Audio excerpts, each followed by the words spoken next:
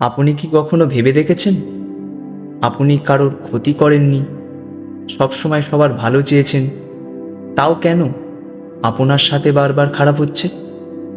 কেন ভালো মানুষ বেশি কষ্ট পেতে হয়? ভেবে দেখুন। আজ আমরা শ্রীকৃষ্ণের বাণীতে এই রহস্যটি উজাগার করব।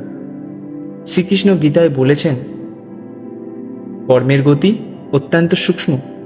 আমাদের বর্তমানের কষ্ট শুধু আজকের, কর্মের ফল নাও হতে পারে। যেমন একটি গাছ লাগালে সাথে সাথেই ফল দেয় না, তেমনি আমাদের কোনো কোনো কর্মের ফল পেতে সময় লাগে। কখনো কখনো ঈশ্বর আমাদের বড় কোনো বিপদ থেকে বাঁচাতে ছোট ছোট কষ্ট দিয়ে পরীক্ষা করেন। আপনার সাথে খারাপ হচ্ছে মানে এই নয় যে ঈশ্বর আপনাকে ভুলে গেছেন।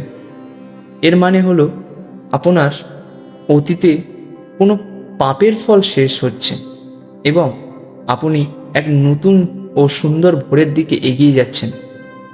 তাই হতাশ না হয়ে মনে রাখবেন, সোনার শুদ্ধ যাচাই করতে যেমন আগুনে পোড়াতে হয়, তেমনি ঈশ্বর তার প্রিয় ভক্তদের কঠিন পরীক্ষার মধ্য দিয়ে নিয়ে যান। ধৈর্য ধরুন এবং আপনার সৎকর্ম চালিয়ে যান।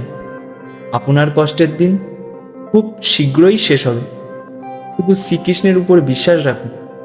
আজকের এই কথাটি মনে শান্তি ও শক্তি যোগালে কমেন্টে অবশ্যই লিখুন রাধে রাধে, আর লাইক শেয়ার সাবস্ক্রাইব করে এই ছোট্ট ভাইটিকে সাপোর্ট করতে ভুলবে না। হরে কৃষ্ণ।